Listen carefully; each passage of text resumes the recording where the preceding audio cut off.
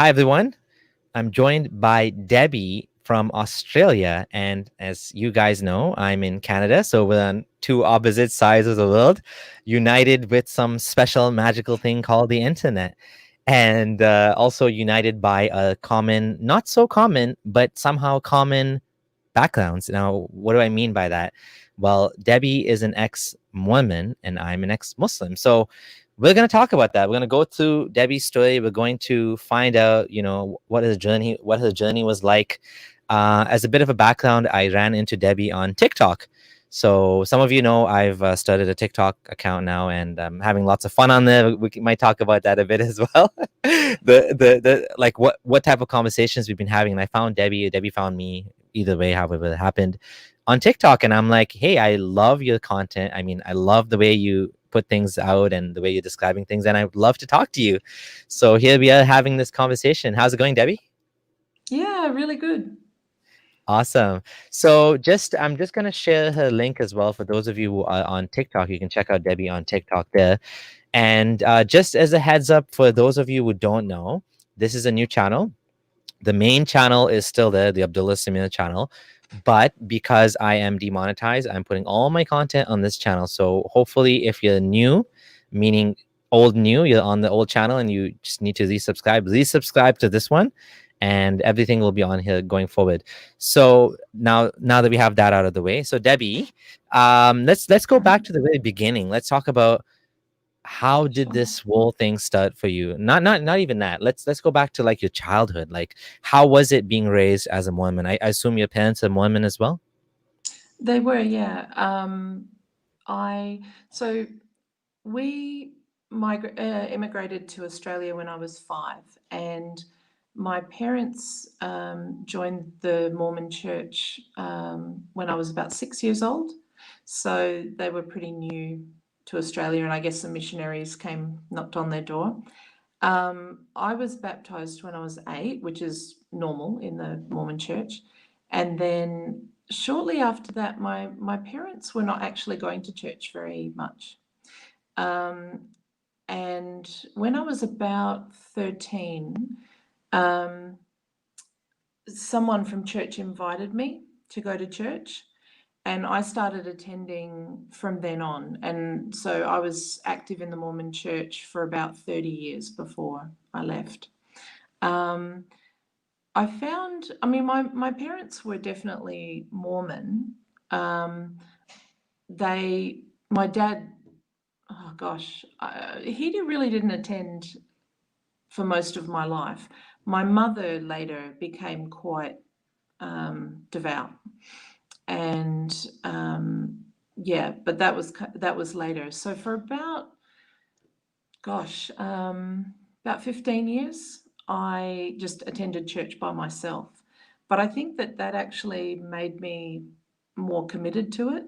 Like, I think I bought into it even more because of that. So yeah. So you were more religious than your parents. Yeah, for a long time. Yeah. So That's funny because that happened to me too. My parents weren't religious, and I kind of converted into it, and I became all gung ho about it. So did you? So then, what happened after that? So you were an active member of the church for 30 years. You're saying. yeah. I don't know much about Mormonism. I know a little bit. Can you tell us? Because I think a lot of people might get confused between Mormon, Jehovah's Witnesses, and some of the other, like Sure. Orthodox Baptist and so many groups, eh? Sure. So Mormonism is just trying to think what's best to say. So, okay, its origins, its founder is a man named Joseph Smith. He claimed to have been visited by God when he prayed about which religion was the true one. And he said that God and Jesus visited him and told him that none of them were correct, and that he should restore the gospel to the earth. And yeah, it kind of goes from there. There's golden tablets Now, or something he found in his backyard or something like that.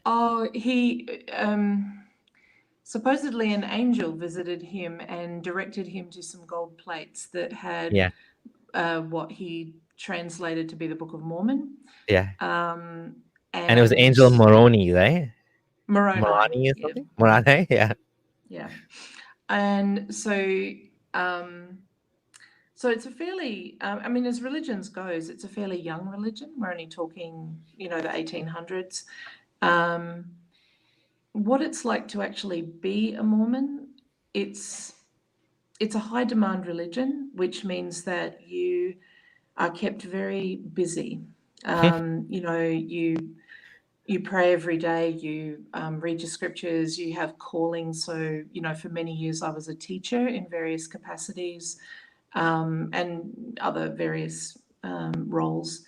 And you're just kind of always thinking about church, about religion, about, and I think it's a very effective tool. If you can keep people busy every day and sort of have them always have religion in their mind, it's a really good way to keep people involved and not ever thinking about whether it actually makes any sense. So the busier you can keep people, the better. And I found that to be very true with the Mormon Church. And I'll come back to that when we talk about leaving. I'll Mhm. come back to that point. But yeah, I mean, I think most people, they meet Mormons, they think, gosh, they seem like nice people. Generally, they are, but it doesn't mean that the doctrines aren't problematic. It doesn't, so I don't know, what other kinds of things do you want to? So, it's interesting because I find the same thing with Islam, that it has this thing about keeping you busy, right? You're constantly praying 5 times a day. There's Yeah. adhkar, meaning adhkar means like remembering God when you wake up, remembering God when you go to sleep. So there's special things you have to say when you wake up. Then before you put on clothes, you have to say something. Before you have sex, you have to say something. Before you go to the toilet, you say something. There's always something to Wow. remember God. Like it's so like it's OCD, to be honest. Like it's just like go in the washroom with your right leg, come out with your left leg, go in the mosque. Go in the Yeah. washroom with your left leg first, eat with your right hand, and all of these rules. Not all of them are obligatory, but there's so many rules and so many things you have to do, and it just keeps you very, very busy, and distracted, right? I mean, it keeps you distracted. The funny thing is, religion. I mean, some people see it in a way that it's all about mindfulness. The prayer is a way to disconnect. I mean, that's how many Muslims would sort of talk about the prayer. They'll say, well, yeah, I have my busy life, but then I stop and I pray.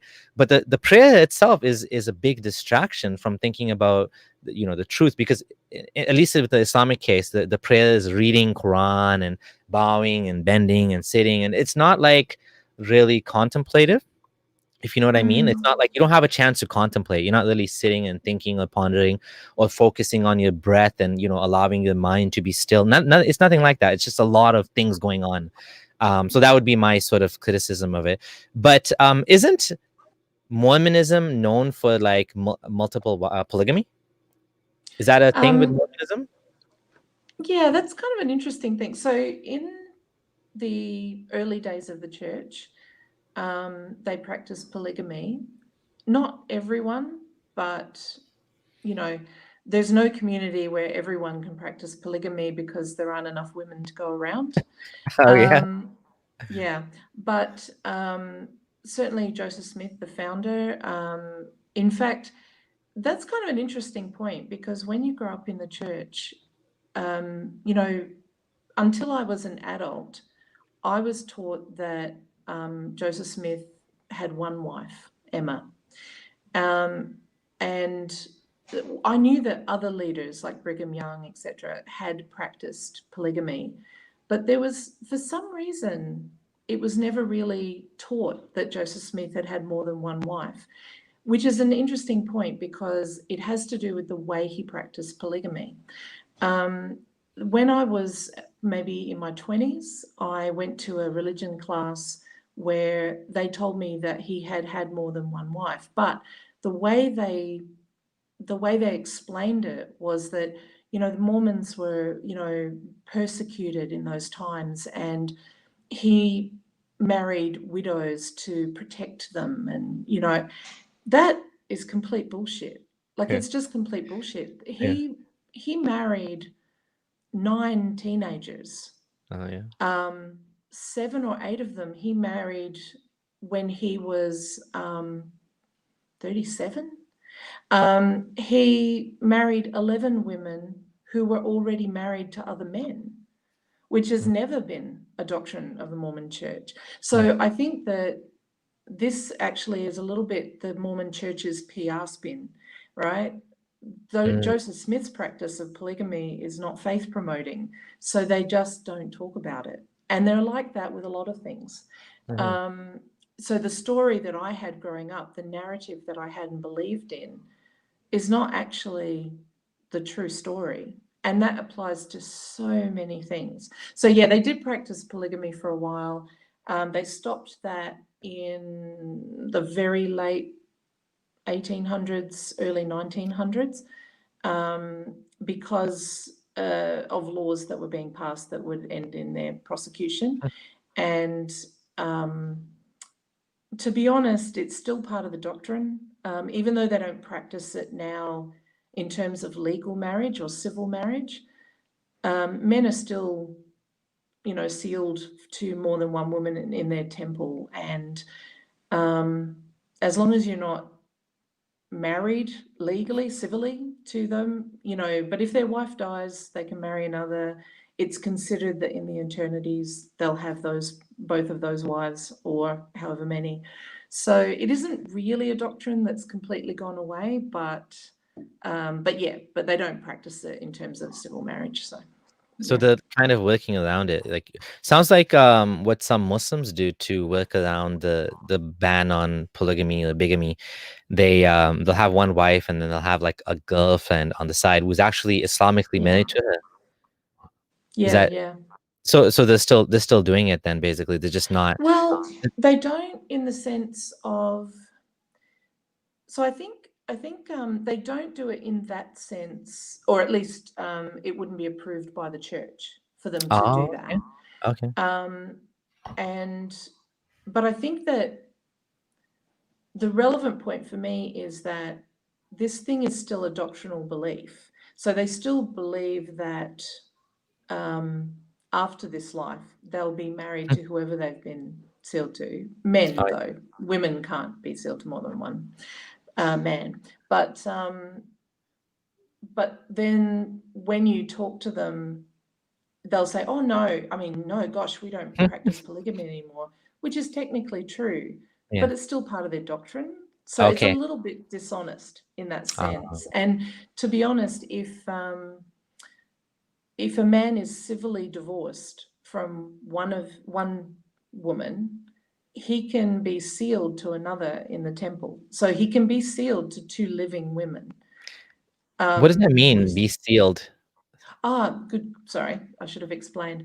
Basically, Mormons believe that in the temple there's authority to marry someone not just for time, like not just for this life, but for eternity. And they refer to that kind of marriage as sealing. So it's Can, basically joining 2 people for eternity. can you divorce in the Mormon church? Can you? Can you divorce? Can you break up with your? Yes. So even though it's Yeah. sealed, it's not totally sealed until you die. It's only if you die and it's sealed that you're considered to be with them forever. Well, actually, if you're divorced from them civilly, you have to separately seek to Oh, break that sealing. And I know women who've left the church, and the church has refused to get rid of their sealing. So they're well, still sealed to their Mormon husband in Mormon terms. But yeah. but I guess it doesn't. So this is only like a dogma thing. This is like a belief that there's no like civil. There's no. What I'm trying to No. ask is there's no civil effects of being sealed other than like you could be actually Oh married as yeah, well. no, no, no. I mean, when you are sealed in the temple, it counts as civil marriage if Yeah. you are not yet civilly married. but yeah, Okay. no, it's an eternity thing in Because general. yeah, that definitely in some ways mirrors the Islamic thing. Because with Islam as well, you have a totally different marriage thing called a nikah. Nikah is the Islamic marriage, and to have a nikah is very easy. You just have to have two witnesses. So you could technically the same idea. You would get a nikah, but you'd also be married by a registered marriage officer, and so the nikah becomes also civil, right? Just like in a church or whatever. But then Yeah, the yeah, problem is the opposite. For breaking the nikah, it's much easier for the man to break the marriage in Islam than it is to get a civil divorce. So to get a civil divorce, you have to be separated in Canada for I don't know 6 months or 1 year, and then you apply for it and blah blah blah, and you can get it. But in Islam, the man just says talak, which means a divorce, and that is considered an actual divorce. Now, of course, there's a little bit more right, nuance to it than that. You have to wait 30 days, and if you wait 30 days and you don't make up, then it's considered final. If you do it 3 times, one after another, after with a 30-day break in between, then eventually it's considered fine. But like you could end up in a situation where you are divorced Islamically, so you cannot look at your wife cannot look at you, cannot be together alone, all of that. But still Islamically, but still in the civil, you're still married in the eyes of the law. yeah, So wow, it's kind of this kind of conflict between this theological marriage versus the civil marriage, right? It's kind of they don't always line up perfectly. And the same thing with like marrying two wives. You can't marry two wives in Canada. So like I know one imam that does it. He has two houses, two wives, and two sets of kids, one in each house. One of them is his wow, wife, one of them is not. So the one that's not his wife, she doesn't get any sort of benefits, like right, which means that if anything happens, she's not protected. It ends up being a negative situation for her, unfortunately, because she's the second wife, and so she doesn't get all of the like when you're married to someone, you of course when you have kids with someone, there's always child support and all that, but in terms of the actual marriage itself, there's also a sort of legal commitment there, right? And yeah. you don't if you're not married, then the whole asset splitting and all that, I don't even know how it would work. I mean, I think she would get basically nothing, so it's kind of unfortunate this happens. And And I've read, and you can correct me if I'm wrong, but also this example came from a UK situation where couples don't always choose to marry civilly. They'll sometimes just marry in Islam, and then it makes it difficult because a woman doesn't always have the specified right to divorce because she yeah, hasn't gotten that kind of arrangement.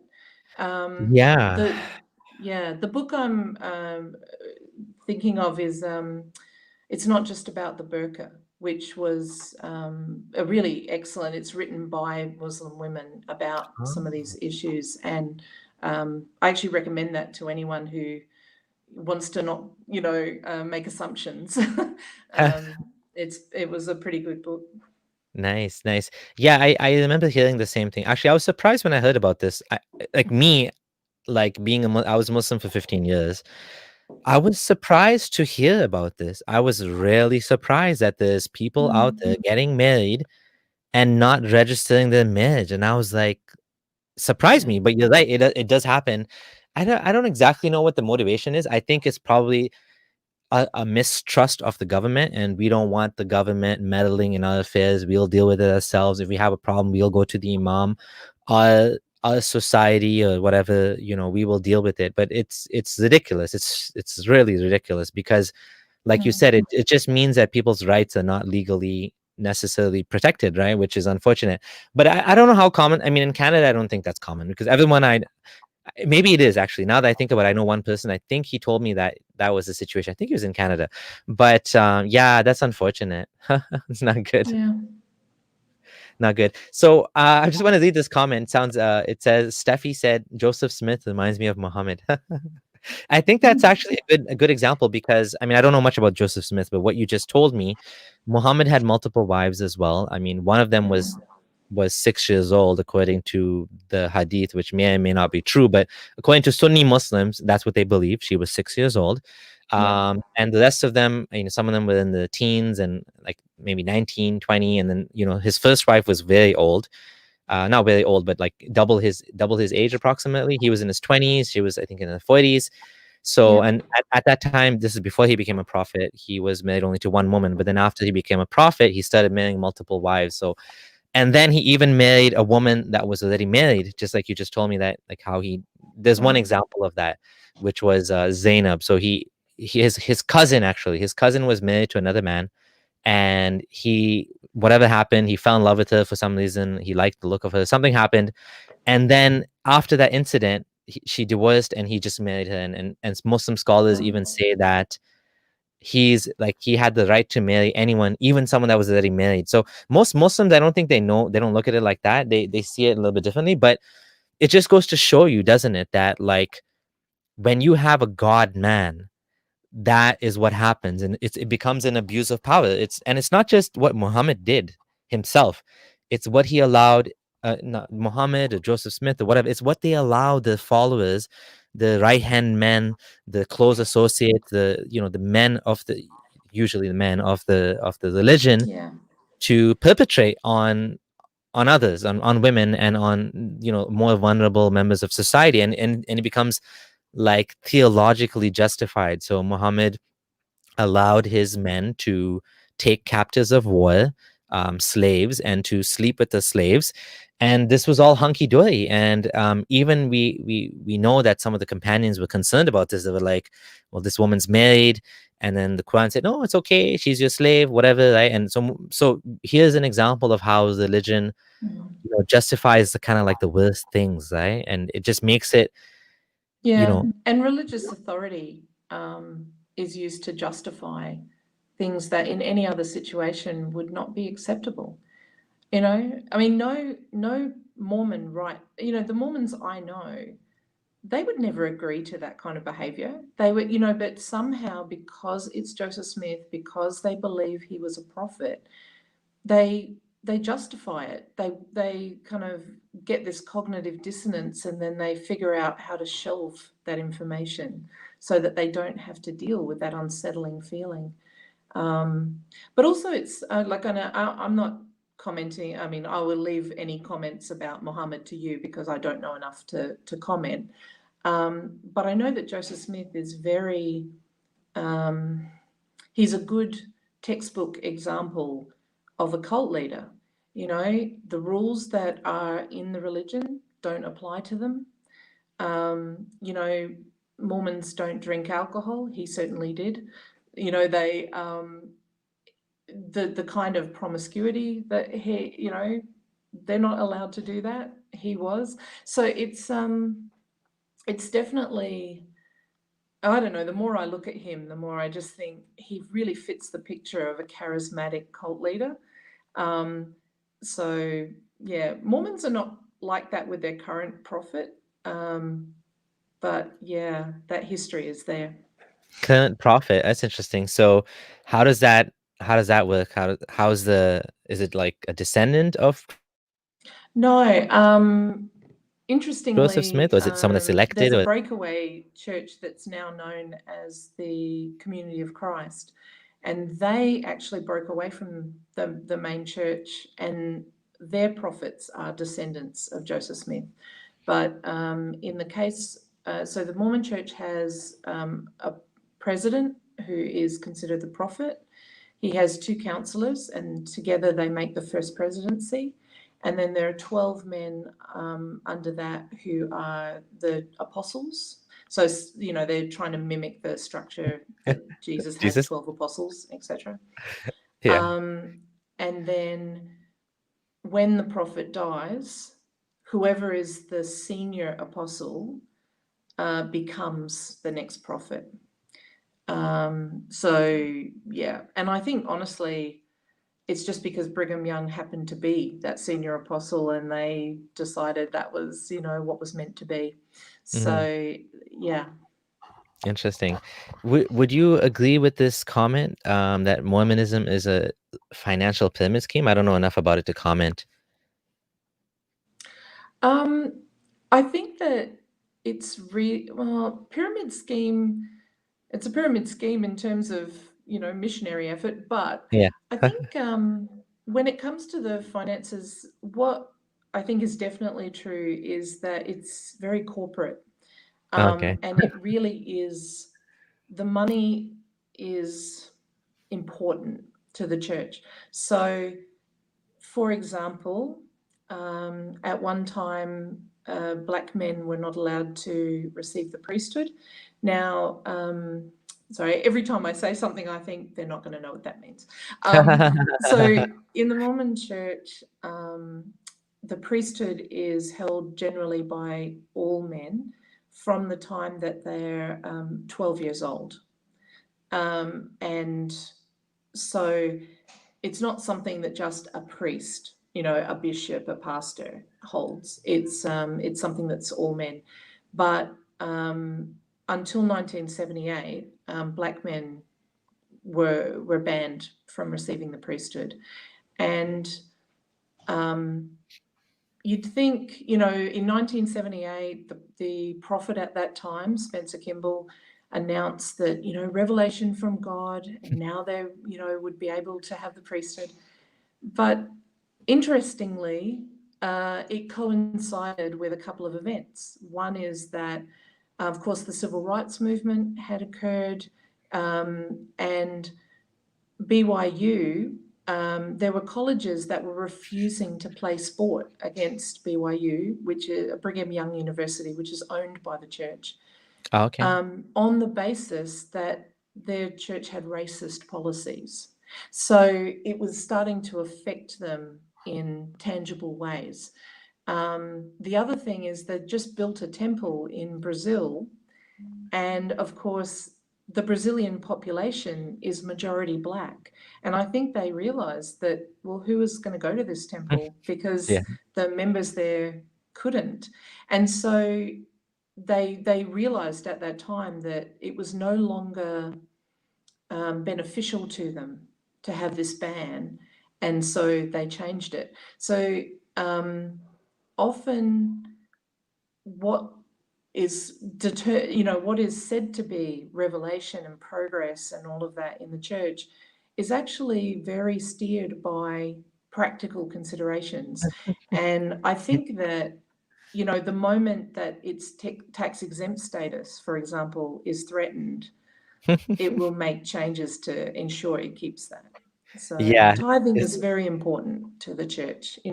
Mormons pay 10% of their income to the church, and you need to pay that in order to be a member in good standing, which, you can't go to the temple without that. You can't be married in the temple.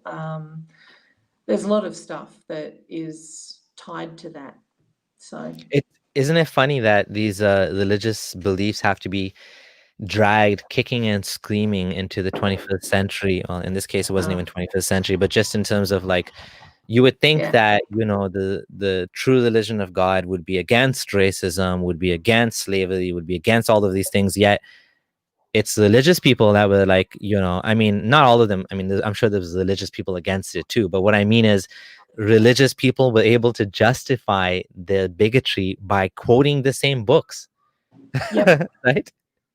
No, And absolutely. yeah, And the church is always kicking and screaming is a good way to put it. The supposed prophet, seer, and revelator, why is he always dragging about 20 to 30 years behind the rest of society? Um, I agree with you. If this was the truth, it would not be the way it is. It wouldn't flag behind that way. Lag behind, sorry. yeah. And it's also interesting that when you look at these different religions, like you said, a lot of it comes down to, at the end of the day, money and power, right? Like, you said that they actually claim that God sends them revelations even today, like these prophets. They talk to Yeah. God. God tells them things. So they actually claim that, okay, we got a revelation and God said now we can do this. So they're actually claiming to be speaking to God, Yes. which is Yes. which is crazy to me as an ex-Muslim, because no Muslim believes that God talks to anyone anymore, which is kind of a cool thing, Wow. because it's the last messenger, right? Muhammad was the Okay. last man to receive revelation, so nobody else receives revelation now. All you have is like inspiration from God. Like God can inspire you to do something, but like Yeah. God doesn't talk to you. God doesn't say, "Hey, Abdullah, go and do this," or you know what I mean? Like, which is interesting because I mean, in a way, it's a good Yeah. thing because you can't have anyone coming and saying now that, but it's also a bad thing because now how do you progress because everything's stuck to what happened in the 7th century, right? Yeah, it becomes very dogmatic because you can't, it then becomes unchangeable or seen as Yeah, unchangeable. Yeah. it becomes much more difficult to change it because it's everything goes back to being tethered into what Muhammad said and did in the 7th century. Of course, Muslim scholars have the ways around this, the ways of kind of changing, you know, coming up with ways to reinterpret it, recontextualize it. But I want to ask you one thing before we get back to your story. Mm. I wanted to ask you about how, I mean, how is it that the Mormon church and the Mormon beliefs, how is it that they allow, let's say, polygamy, whereas most Christians would say polygamy is not allowed, it has to be one man, one wife. I even know Christians tell me you're not allowed to divorce. So it's permanent. Your Mm. marriage is final forever and ever. So how is it that like this group of this religious sect is so different? I mean every sect is different, but how do they, like, you know, when I talked to an Yeah. ex-Jehovah's Witness, they took a verse from the Bible and they said, oh, you can't accept blood donations because of this one verse. Every other Christian is like, no, no, no, you can accept blood transfusions. So such a confusion, right? Yeah. So I think well, firstly, Mormonism is definitely quite different, and not just in that way. It's different from in the way it characterizes God. It teaches that God and Jesus and the Holy Spirit are all three separate physical beings, which is unusual in Christianity. Um, there's a lot of difference, and I think that, Wow. well, it's interesting because there's a lot of Christian religions that don't consider Mormons to be Christians, Yeah. which, to be honest, I'm not really on board that train because I think it's a little bit no true Scotsman fallacy, like, Yeah. oh, they're not real Christians. But I understand what they're saying, but certainly when I was a Mormon, I considered myself to be Christian and following Christ. But when it comes to the polygamy, I think that one thing that made a big difference is that, you know, we're talking about frontier. So Mormons, you know, moved from New York state where they were, and they moved to Utah and created their own state, and you know, eventually joined the Union, etc. So they were in their own territory, and they're, you know, they did have problems with other people when they were practicing polygamy, and it's one of the reasons that they were persecuted is because of their practice of polygamy. Maybe rightly so. But they, of course, then when they moved to Utah, they were kind of out of the reach of other people. So I think it had the chance to build up in a way that it wouldn't have. I mean, if someone was doing it today, they wouldn't be isolated enough for people not to know. And yeah, so I think that's one reason that polygamy kind of. But in terms of justifying it, it's not from any. I mean, they do justify it in the sense that the Bible, particularly the Old Testament, Yeah. has, you know, prophets Yeah. Tons who of it. were, yeah, practicing Yeah. polygamy. But the Book of Mormon, for example, says that there should only be one wife. So it's kind of weird the way, I think Joseph Smith just got to a point where he's like, yeah, I just want to sleep with a bunch of women, and this is how I'm going to do it. And it went Yeah. from there. It's interesting that Muhammad also has exceptions made just for him.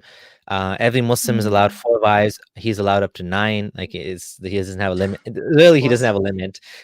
Stuff like that. It's kind of funny. You made an interesting point, and I think as atheists, you describe yourself as atheist, right? Yes.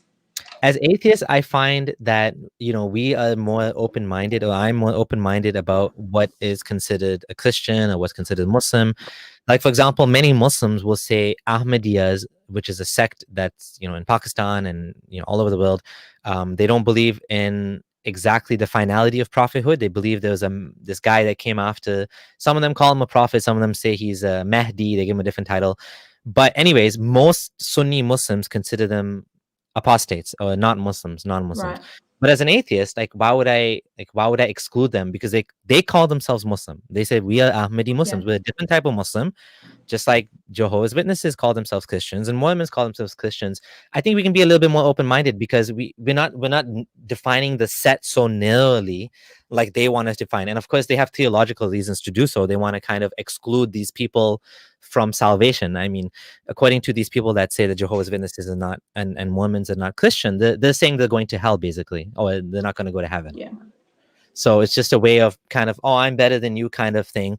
And maybe I don't really have a problem with that, because I mean, that's the theology. If the theology inclines them to say that you're not Christian or this person's not Muslim, I don't really have a problem with that. What I do have a problem with is bigotry and treating someone different or unfairly because of the religious sect. So I know some Ahmadis complain that, oh, this is bigotry, that Sunni Muslims are calling us non-Muslim. I personally, I talked to a prominent Ahmadi about this, and I told him, I don't think it really matters. Why do you care what they call you? What matters is how they treat you. They should treat you the same as anybody else. That you have the right to, Yeah.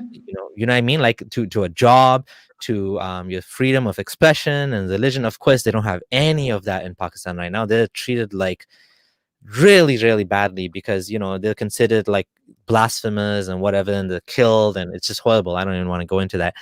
But that's the key, right? The key is we don't care what you call yourself, but you have the right, and I have the right as an atheist or as an agnostic or as a Christian or whatever. We all have the right to be treated decently, no matter what we believe. Yeah, and I mean, I'd say two things about that. The first is, I agree with you that I don't care how someone in a Christian religion wants to define Christianity. Like they're very welcome to argue the theology of it, to say, here's why we don't think it's truly Christian. They can do that. But I think that when you're looking at the effects of Christianity on the world, when you're actually trying to say, look, these are the things that religion does, you have to be able to say, well, the reason I'm including these people as Christians is because they do these things in the name of Christianity. They call themselves Christians, and it's part of the broader sort of tapestry of what Christianity looks like. And Christianity is always going to be defined by the people who practice it. So I find it's a bit useless to be like, oh yeah, but you can't And I talk about Christian. that as Christianity, because it's like, well, yeah, I can. But Yeah. if you want to do that within your religion, you want to argue about Yeah. what true Christianity is, that's Yeah. fine. But the second thing is connected to what you said about it's what people do. I don't care if people believe. I don't want to actively encourage anyone to not believe the things they believe until what they believe hurts other people. And that for me is the absolute key. There's a chap here, he's a pastor, his name's Jared McKenna, and he has done so much good as a Christian pastor to help refugees and asylum seekers. And this is a man who, I don't want to, I'm not going to call anybody perfect, but he lives his religion in a way that just benefits the world. His religion leads him to do good.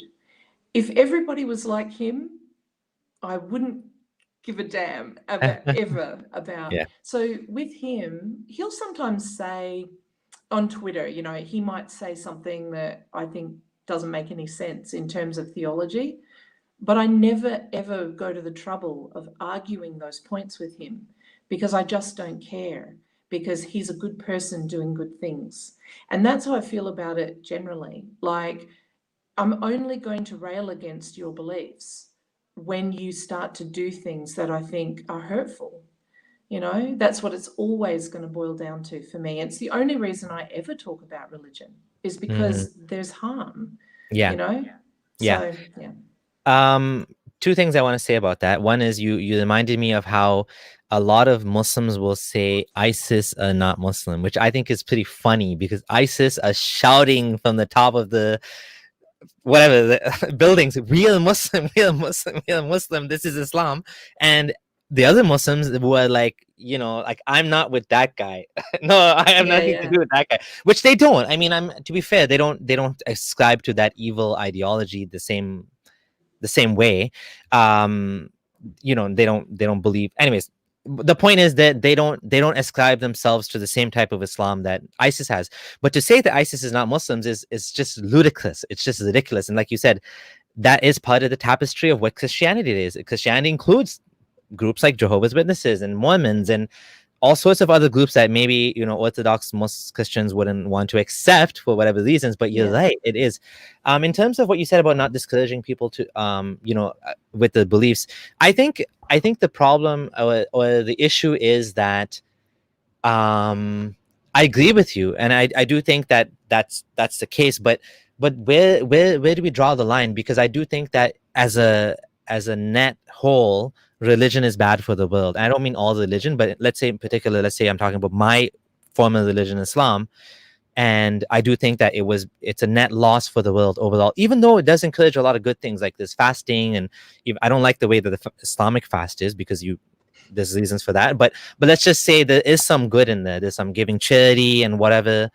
But I feel like on the whole, we can do better as human beings with just humanism. And I know you're a big proponent of humanism. um, but of course, some people without religion, they would be bad people, right? I mean, unfortunately, that's just a situation in the world, that there are people out there that they're like, religion is what stops me from like hurting others. And I wonder if really truly they mean that. Maybe they wouldn't actually be bad people without religion. I don't know. Like, I feel like I'm the same. Like, my kids told me, you're the same person even after I left Islam. They're like, yeah, you're still the same guy. You're Yeah. still the same dad.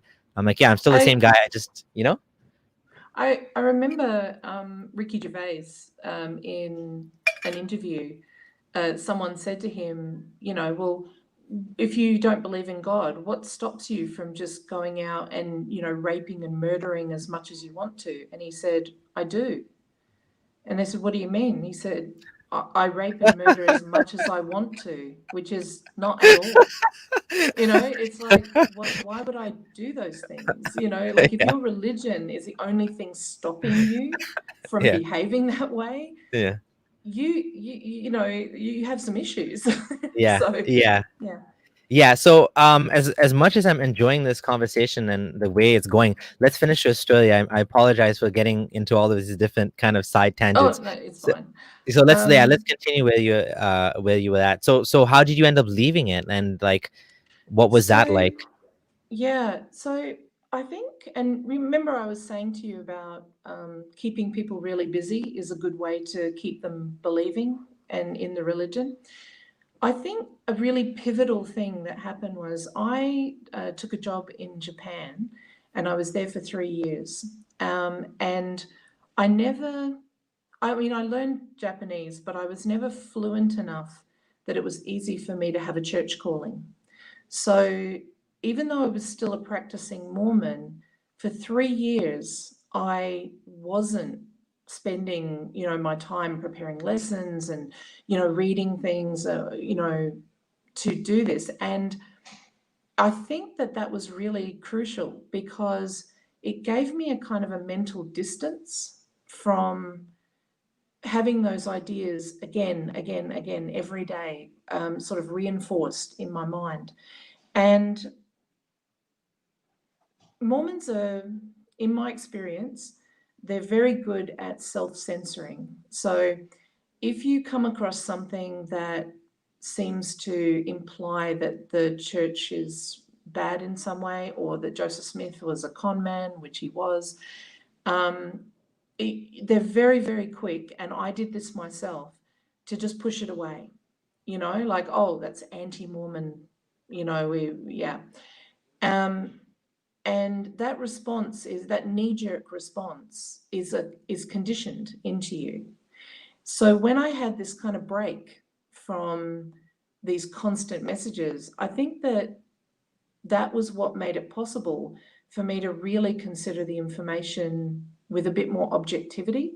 So after those 3 years, I came back to Australia and actually just stumbled across someone on the internet who was saying that they had to tell their spouse that they didn't believe anymore in the church, and they were really worried that she was going to leave them, and that happens. And I, being the arrogant believer that I was, I asked them what the problem was, because I thought I might be able to help them clear it up.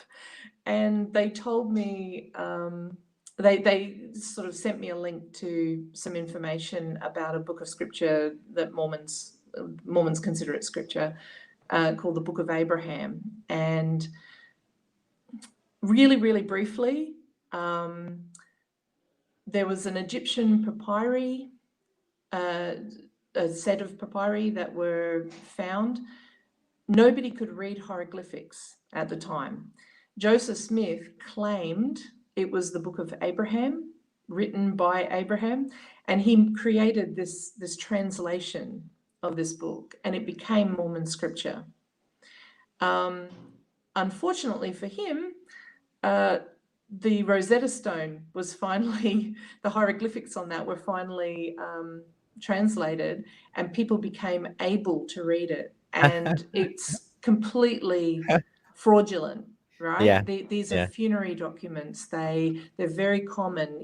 Any Egyptologist has seen dozens of these things. And so his translation was proven. Oh, I think there's been a connection problem with Debbie. Can you guys in the comments just let me know if you just noticed the chat? I mean, I still seem to be here. Can you guys still see me? And if not, let me know. I guess you won't. Hello, hello. Can someone please comment if you can still hear me talking? It looks like Debbie is frozen. And it looks like I'm still live. I'm just going to double check. Okay, good. So I'm still here. Okay. All right, Debbie's back. I see she's back. Okay, there we go. Hi, Debbie. Looks like you got Hi. disconnected for a second. Yeah, no idea what happened, but I Yeah, just no reconnected. worries. I got panicked because not panicked, but I was worried because last time my internet died in the middle of a stream, and it was such a disaster because I Oh, tried to reconnect and I ended the stream by mistake. Oh my god. Anyways, so you were saying, yeah, so they figured out this was a fraud. I mean, that's pretty funny to me because I think like anyone that knows anything about translation would have been able to tell that like the symbols are not matching up with what the guy was claiming. yeah. You know what I mean? Like he would have to. He was very creative about it, but yeah, no, it Yeah. was just, yeah. But what was important about this experience for me was there was no way to justify it, to explain it away. Like when I looked at the evidence, I had to know he had lied. It was just so obvious. And so And this was Joseph that Smith, right? then was a catalyst for me to say, okay, I actually need to question all of his claims. Like I need to question the Book of Mormon and the authority of the church and the idea of his first vision, the vision that he had with God and Jesus. Like, and then it all crumbled. Like, the more I found out, the more it just crumbled away. It didn't stand up to scrutiny. And yeah, and that was kind of the end for me. And I left the church probably about 6 months after that. And then probably another 6 months later, the Proposition 8, the church had a lot of involvement in Proposition 8 in California to try and make same-sex marriage illegal there. And that's when I decided I really didn't want to be associated with the church at all, and I resigned my membership. Yeah. Oh yeah. Just to clarify, it was Joseph Smith that claimed that that document was Abraham's text. Okay, so he actually was caught in a lie. Oh yeah, yeah, Oh big yeah. time. And how do other Mormons parse that information? Are they not aware of this information? Are they? How do they um, deal with this? yeah, there's a bit of a spectrum there. So there's people who just are not aware that it's been shown to be a fraud. There are people who so there's a catalyst theory where and this is just an apologist theory that is ridiculous, but in order to keep believing that it's scripture, some people argue that the Egyptian papyri were not actually important. They were just a catalyst for him to produce this book of scripture, which is ridiculous because, and the church's official take on this is that it was a direct translation. So, you know, that's just a way to explain around it. But I find a lot of Mormons, I think, are just not aware of it. They've never come across the information. So, yeah. I guess cognitive dissonance is it's a common experience, a common theme when it comes to religious Yeah. beliefs, because at the end of the day, religion is not, it's not meant to be based on rationality per se, right? It's more like you know, I'm believing in these things because I have faith, and so, you know, it's, we are able to, you know, the funny thing is we've evolved this ability to have cognitive dissonance. We're able to hold two contradictory pieces of information in the mind, but sometimes, you know, we become aware of this and it causes doubt, and then we follow and we look into the doubt. So I'm really happy to hear that, you know, in your case, when you heard about this, you were able to deal with it. I know Malcolm X, when he actually exposed Elijah Muhammad as being this womanizer, that was, he had all these teenage brides, not brides, like women he slept with, and and he wasn't even giving them child support or whatever, and he was shocked by this realization. He thought, this will, like, this is the nail, the final nail in the coffin. When I, if I actually tell people this, they will just leave him. But he didn't realize like how religious brainwashing or whatever you want to call it works. Like when he actually told people, instead of getting angry at Elijah Muhammad, they got angry at him, and they're like, Yeah, yeah, yeah, yeah. you know what I mean? And they, and he became the enemy, and eventually he was killed because of this, I believe, because he exposed, you know, his former, and you know, people said, oh, you're biting the hand that fed you. This guy took care of you. He raised you. He took, I mean, not raised you, but like he, yeah, he basically raised you from, took you out of jail or whatever. And a lot of them, they kind of like, you know, like they blocked it out of their mind. They're like, yeah, well, he's a man too, and you know, he has his sins, but Yeah. you know, God will forgive. Like he went It's all from this. so familiar. It's fun. There's so much overlap. Isn't it? Like it's just a human experience, isn't it? It's like going from infallible prophet to like this man that has sins, but still following him as if God had spoke to him, and Oh yeah. yeah. Yeah.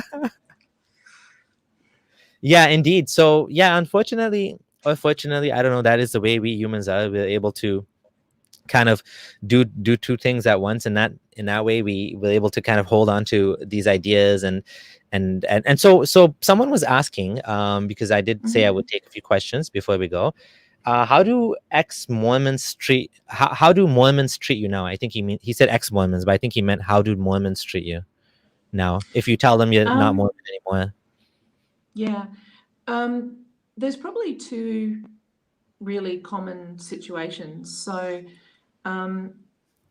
Mormons don't officially shun, okay? Not like Jehovah's Witness. Oh, They that's an official tenet process. of their church, right? Mormons don't officially shun, but they do socially. So, and sometimes it's because they actually think you're. So the church has a bit of a narrative when it comes to ex-Mormons that, you know, they don't have light in them. There's, you know, they've gone to evil ways. They leave because they want to sin. They never really had a testimony. You know, I mean, I'm sure you've heard This is these kinds of sounding things. so familiar. Like, Yeah. Because, you know, you can't just leave because it's not true. It always has to be for some other reason.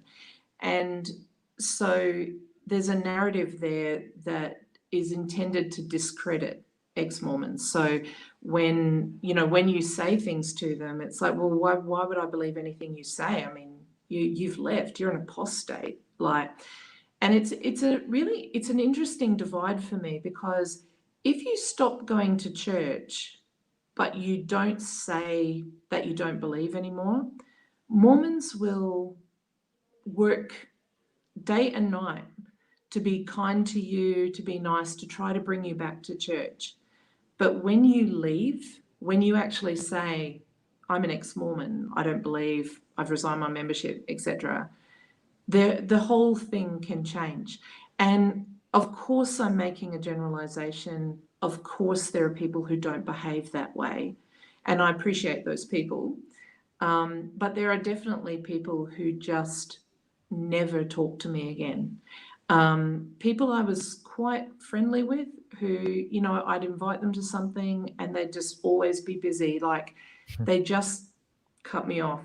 Yeah. One of my closest friends, who was very lovely, who stayed friends with me, their family I've been friends with them for, gosh, 30 years, and I love them all dearly.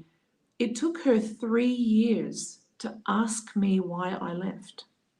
Like, so we just never talked about it. Now, I understand her situation. I understand what it's like to be a believing Mormon and have these kinds of things challenge your identity and challenge who you are.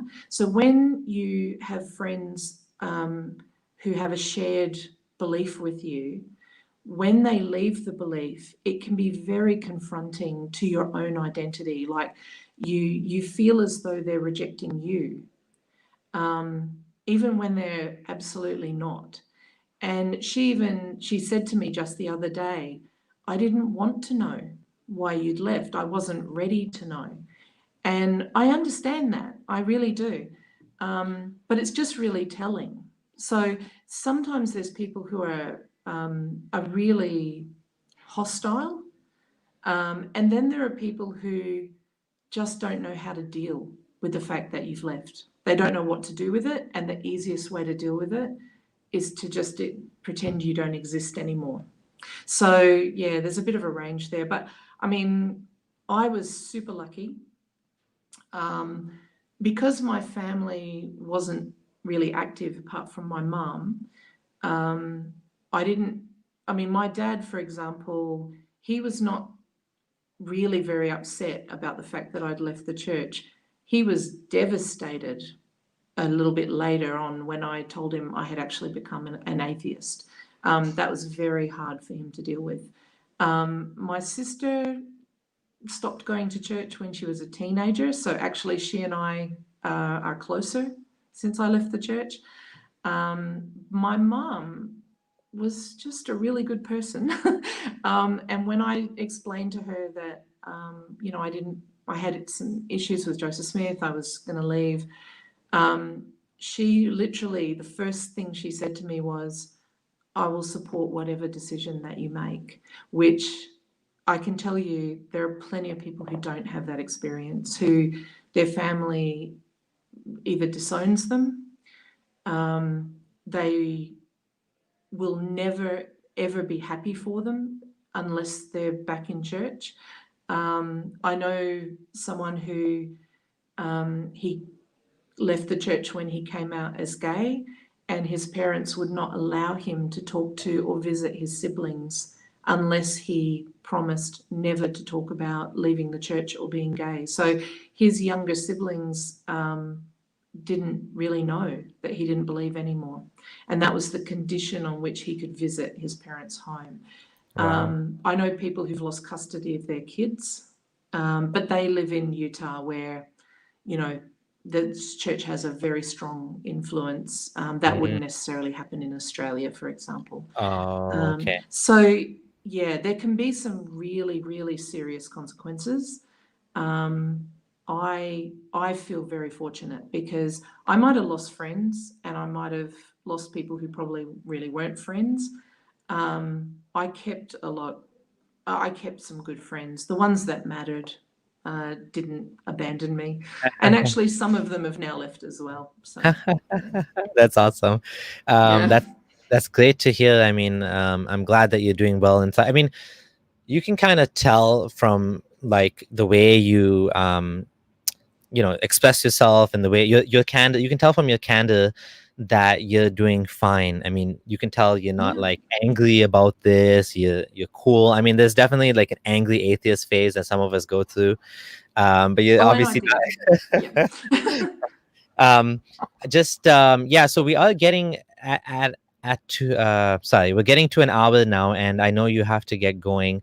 There is more questions, but I think we've covered a lot.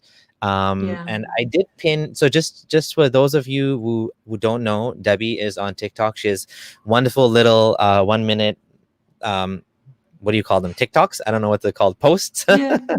Posts on TikTok TikTok. videos. Yeah. Yeah, so do check it out on there. I've pinned the post. It's in the description as well. Debbie, do you have any final words you'd want to say about anything? Um, I guess I'd really like to agree with what you just said. Life after Mormonism is good. Um, and I say that because I don't know if anyone who's watching this is Mormon, or that whether Mormons will stumble across this. It can be very, and I guess it applies actually to leaving any high demand religion. Um, it can be scary. You don't know what it's going to be like after you leave. You feel like you're losing your community. Um, in some cases, people still have this fear that maybe they're going to go to hell. It can take a long time to get rid of those ideas and process all of that. But you get there. It's like how I feel about life now is so different. And I'm actually really, I'm so glad. I'm just so glad that I've left Mormonism and religion in general behind. It's been a very good change. That's the best way to end this chat. And so to everyone that's here today, I didn't get a chance to plug the channel. Please do click on join if you'd like to financially support the channel. There's also Patreon available as well. Thank you, Debbie. That was a wonderful conversation, and we'd love to Thanks, have you TJ. on again sometime. It was great, all the Sure. way from Australia. And yeah, I guess I'll see you on TikTok. And to everyone else, have a good day or a good night, wherever you are. Yeah. And And we'll, and I'll say too, I can't actually see the comments because I don't know, it's not showing up on the iPad, but if someone did have specific questions, feel free to come over to the TikTok and ask them, because I'm happy to make a video answering those questions. So yeah, there were a couple of questions. Yeah, so if you guys want to keep engaging, I mean, that's the best way to do it. sure. Join us on TikTok, join us both, and do a duet or make a stitch or whatever they call it. All this, I had to learn all this new fancy Yeah, smancy yeah. terminology. But yeah, it's fun. It's a fun platform. We didn't get to talk about that, but yeah, it is a fun platform because you get to have these little. Yeah. It forces you to kind of limit what you're saying to 1 minute, unless you're in the VIP special VIP club like me. I get 3 minutes, early access, whatever beta, You're whatever it is. lucky. But but yeah, 1 minute, it can be tough, but you have to kind of think about. Sometimes you have to like record it multiple times, right, to get it perfect. Yeah. I'm not, I'm getting better at being brief. Exactly. Okay, everyone. So take care, and we'll see you again. I don't have another live stream planned just yet, but hopefully within the next week or so, I will do something. So stay safe, everyone, and see you again later.